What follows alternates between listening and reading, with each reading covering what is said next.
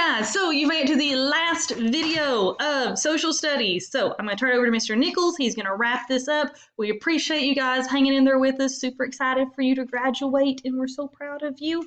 And have a fantastic summer. Here's Mr. Nichols. All right. That was Miss Peakaday, and she did a perfect job with that. We really do appreciate her. So this is the last social studies that we'll be doing on this year. For some of you, it's probably the first one you've done, but that's okay. Here we go. We ended with the 1870 Constitution last time. We were talking about how they set up a poll tax. A poll tax is where you have to pay money to be able to vote. So let's go down to the next one. We are looking at the Freedmen's Bureau. What happens with the Freedmen's Bureau in 1865? The government is going to set up a thing to help the slaves transition from being slaves to being normal citizens. And that's going to take quite a transition. It's going to be harder than you think because you're dealing with the fact of you're coming from where you didn't have it. You had a job, but it wasn't a paid job. You had a house, but it wasn't a house that you were paying for. You had food, but it wasn't food. You've got to grab all those skills. You've got to grab that money. You're behind 100 steps the moment they said you're free. Now the object of the Freedmen's Bureau is to bring you up to where you've got all the rights and the same abilities as your average citizen. So some of the things they were going to provide health care. If you came off of a plantation before that, your master was in charge of the health care, and whether he did or didn't, that was up to him. Now the ones that are off the plantation, they need health care, especially some of them that abused. They needed that. You're going to immediately need food. There's going to be, if all the food had been being given to you before and it stops, you've got to have a way to start a garden, to be able to hunt for food. And they're going to put things on you that are going to make it even more difficult. Another one, if you remember when we talked about all the problems with the slavery, the biggest thing that caused runaways was the selling off of families. The dad would be sold to this farm, the children sold to this farm. And that would cause a lot of the runaways because they were, more than anything, wanted to get back to being a family unit. Well, one of the jobs of the Freedmen's Bureau was for you to be able to locate relatives where you thought they went last. They would look for a slave with them, and then they would put those families back together. To be honest, to me, that was probably at that time the best thing that the Freedmen's Bureau could be doing because, even if I had been separated from my family, yeah, food, healthcare would be nice. Finding your family would be more than anything. They're going to set up to arrange jobs for them. And you'll see when we get into this, some of the things the South was doing to try and put down the African American at that time. Jobs is going to be an important thing because if you can get a job, and they're going to get the low paying jobs, but then once you have a job, you'll be able to get food, and then you'll be able to afford a house, and you'll get out of that cycle. Problem is they're going to have a hard time getting jobs in the South. There are going to be so many things pushed against them and tried to keep them down. It's really going to be tough to get jobs. So that's very important. But the thing that is still around to this day that comes from the 1865 Freedmen's Bureau is there was no integration of school at this time. The schools were totally segregated. And after that, it wasn't the object to desegregate. It was to start schools for the African Americans. And so they start Howard University right there in Nashville, in Tennessee. They start Fisk University. Those schools are still there to this day. Howard is well known for its marching band. One of the best marching bands in the United States is Howard. Fisk University. When I lived in Nashville, I remember being around Fisk and everything like that. Still there to this day. So if you see a lasting element of all the Freedmen's Bureau, it's the fact that we still have education schools going on today because of the Freedmen's Bureau. At this point, it goes for all of 1865, and it gets to the end of 1865, and you're still got a lot of slaves. They need to be pulled up and put back into the rights of society. And so Congress at the end of 1865 says, let's extend the Freedmen's Bureau another year. Keep funding to try and pull them back up to where they should have been before all this happened. And so Congress approves this, no problem. We're going to keep the Freedmen's Bureau. And remember, I told you Andrew Johnson is from the South, and it is almost like he's purposely trying to keep the African American down. He vetoes the bill, says, nope, not going to happen. Can't have any more Freedmen's Bureau. He says they're fine. They've got to where they need to be. But they are nowhere near where they need to be at this time. And so Andrew Johnson says, nope, vetoes it. It goes back to Congress. Now, you want to talk about bipartisan and everything here to where the two political places can get along? Even though we are right after the Civil War, and there is a definite difference between the Republican and the Democrat of that day, they work together to both say, no, Johnson's wrong on this. And with a 2/3 majority, overrode him, which is very rare that they will actually override a veto, because that means you got 2/3 of Congress that are willing to say that. And they override Johnson's thing, and the Freedmen's Bureau is able to continue. You're starting to see those things that are going to bring Johnson to his impeachment of how bad a president he is really being and everything. So, all right. Then the Black Codes. We were talking about this a little bit last week and everything. They were used by the South to control the former slaves. It was calling for segregation. They wanted everybody kept separate. They wanted their own African-American restrooms, the white restrooms, the African-American schools, the white schools. They wanted complete separation of the races. And they didn't want them separate and equal. They didn't want that. They just wanted them separate, and they didn't care how they treated the other ones. Things that they did with the Black Codes, these were the things the Southern states were putting into their statehoods and the way the state ran. One of the things they did was you had to have a job or you could be arrested. And if you were arrested, they could put you in jail. But one of the things they could do is put you on a labor team. And they were leasing labor teams out to ex-plantation owners. So as soon as the slaves are free, they look at them and said, do you have a job? They're like, no, I don't have a job. So they arrest them and then give them back to their plantation owners. And now the plantation owner has them for 6 months, and they work them just like they were a slave. At the end of the 6 months, they're like, all right, you're free. Do you have a job? Well, no, I don't have a job. I've been here all of that. You're arrested, and they put them right back on the farm. Some of these things were almost a way to keep slavery going. The South did not want slavery to end.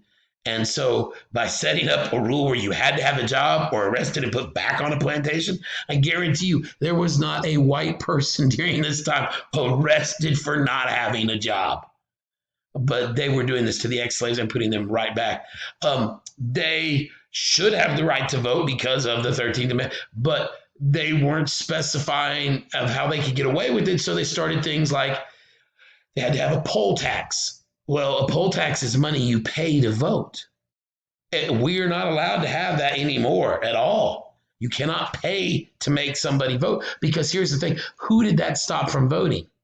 Well, the slaves had just been set free. Did they have any money? No, they were trying to get money just to eat on, not money to vote with. Some states started having literacy tests to be able to vote. Why would that be a big deal? Well, the African American in the previous Black Codes before the Civil War weren't allowed to read or write. And so you know that all the slaves being let out, they don't know how to read or write. And so if you have a literacy test, it stops the slaves from being allowed to vote. And they would have voted Republican, and a lot of the South at this time was Democrat because of that.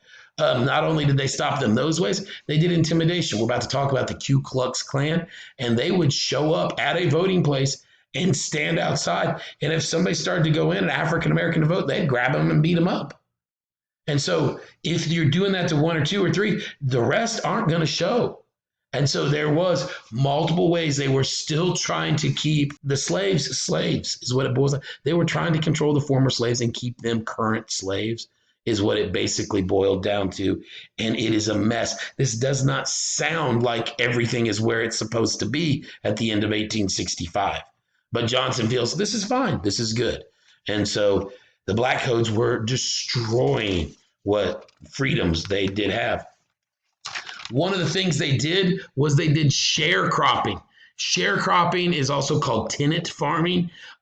You have to give a share of what you earn. And it didn't matter if you earned it or not. You had to take care of that share. It didn't matter if there was a drought or whatever. And so here's the way it would work. They would say, okay, you're a free person. You are no longer a slave. And do you know nothing but how to farm, so why don't you start your own farm? Oh, you don't own land. So guess what? I'm going to pretend I'm the plantation owner. As a plantation owner, I've got lots of land.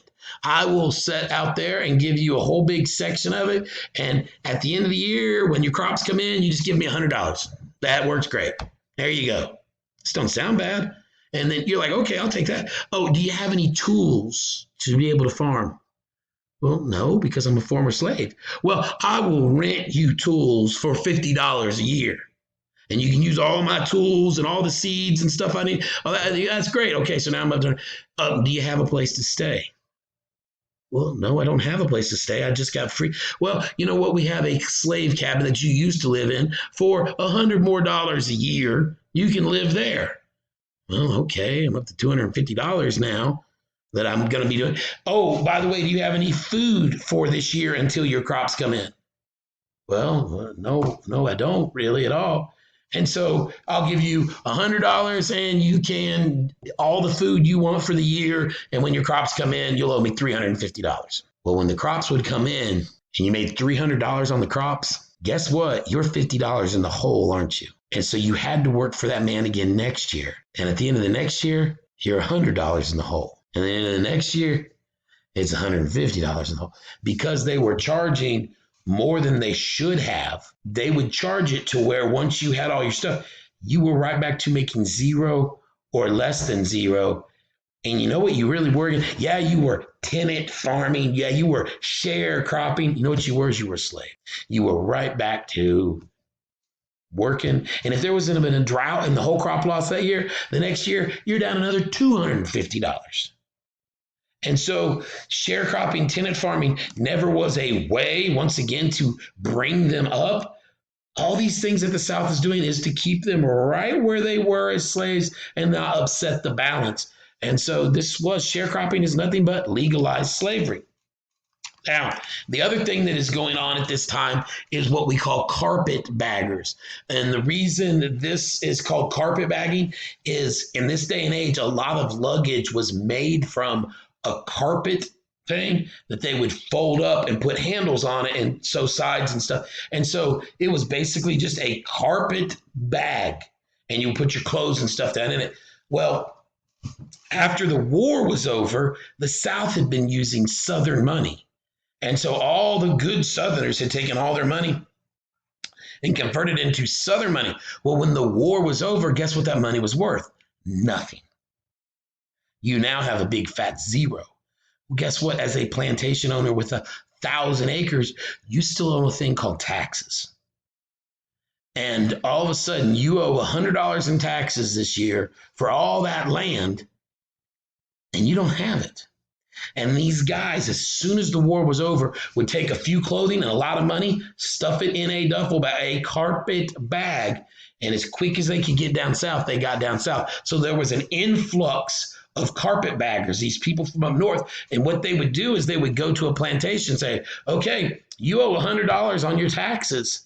Your plantation is worth $20,000, but you owe $100 on taxes. And so you know what? If you can't come up with $100, the government, the United States government that just fought you in the war, is going to take your property because of that. So I'll tell you what, as a guy from up north, for your $20,000 plantation, I'll give you $300. And for $100, you can pay your taxes, and then you walk off with $200 for the $20,000 piece of property. You're like, why would I take that deal? Because if I didn't take that deal, the government's going to take my land for free. The other way, I get $200, which is nothing. for what I had. And so these guys that were coming down from the north, that were siding with us and trying to take all the land, all this is doing is causing further hatred from the south to the people up north. They're seeing in these carpetbaggers what they thought of as the anti-establishment. Everything they hated about the north was right there in one person.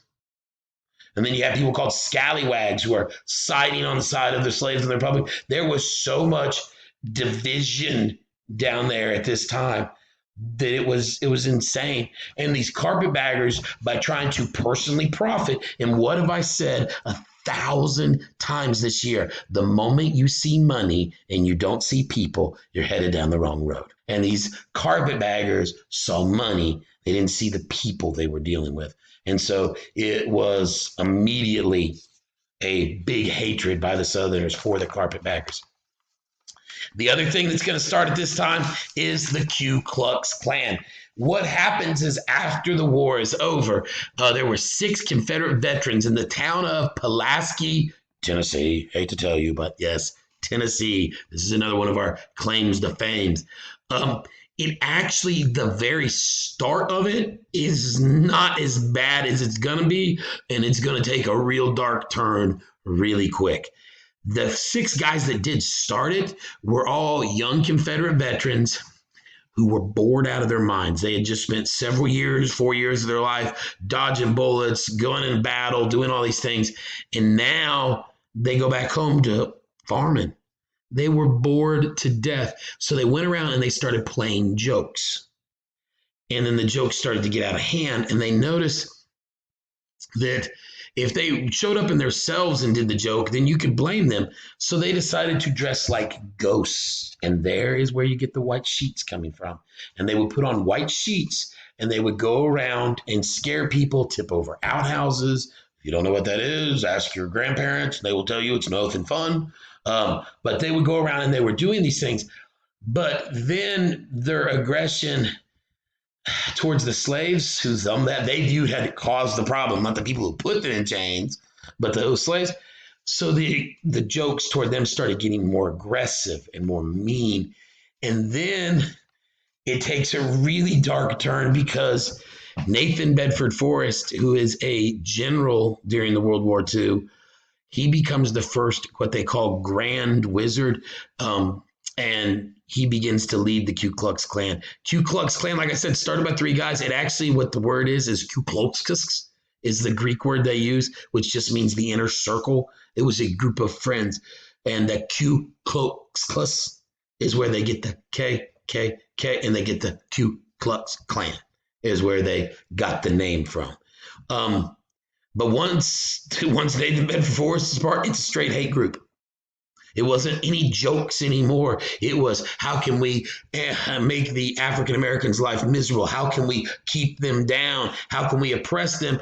And at this point, the fact you're wearing sheets before makes it even better because now you're murdering, you're killing, and they didn't want people to know who they were. And it takes off as a big thing, and it doesn't last as long as you would think, even though it's still around today. It does last several years, and it's going to go away. In 1914, there is going to be a movie comes out called Birth of a Nation. And in Birth of a Nation, it glamorizes the Ku Klux Klan as the way the South was saved from all the troubles. And then the Klan picks up again, and it grows to millions of members at that time. And it was a hate group, and it still is a hate group today. It's pretty much beat down at this point, and it's not a big, there's other hate groups out there, but for a lot of years, they were the dominant hate group. What's interesting, when Nathan Bedford Forrest takes over Tennessee, man, I'm telling you, Tennessee was trying to step out from the deep South and everything. They were the first one to say, hey, man, former slaves can vote. We're talking about pre-15th Amendment. They're like, hey, former slaves can vote. And the slaves started to go vote, and there was intimidation. Governor Brumlow, he sends in 1,600 soldiers to guard the polling places so that these African-American freed slaves can have the right to vote. because he was trying to stop the poll tax and the intimidation and things like that and set it up to where they had a choice. This isn't going to last because the moment Governor Brumlow's gone, as we mentioned last time, they get rid of this in the Tennessee thing to where the governor can't send in troops to protect polling places anymore. What they were doing with that is trying to stop them from helping the African Americans when they wanted to vote. Ku Klux Klan, like I say, it's still around today, not like it was, but it's a hate group. And it started here in Tennessee. Because of all this with the poll taxes and the intimidation. Once again, we mentioned this last time. They then passed the 15th Amendment in 1870. You could not stop African Americans from voting. It establishes their right. It was hinted at with the 13th. It was hinted at with the 14th. It is established in the 15th. They have the rights as the other citizens to vote. Leads us to the Compromise of 1877. In 1877, there is an election, and people that are running are Rutherford B. Hayes, and on the Democrat side, you have Samuel Tidwell. What happens is Samuel Tidwell wins the popular vote, but he does not have the electoral vote. The electoral vote is by state. One thing that makes this interesting is there were 3 southern states that were in dispute of their statehood at that time due to their constitutions and things. And so that is why they are in dispute, is because of having to reset up their constitutions. And remember what we said, that under Grant and everything, they set up into military districts in the South and everything, to where it was controlled by the government to keep all these things from stopping and happening. The South did not like this. They resented this big time. So Samuel Tidwell does a thing. He agrees. He says, listen, I will back out of the race. I will let the Republican Rutherford B. Hayes become president if he will go ahead and agree to stop the military control of the South. Rutherford B. Hayes agrees, and in 1877, Reconstruction comes to a close, and it's done. It has been since 1865 trying to bring the African Americans up to where they should have been, and the South keep pushing them down, and after 1877, it's done, it's over, and for the presidential election to go on, it just stops. And so Reconstruction comes to an end. I hope you have enjoyed all these. I've enjoyed talking to you. Y'all have a good one. Bye.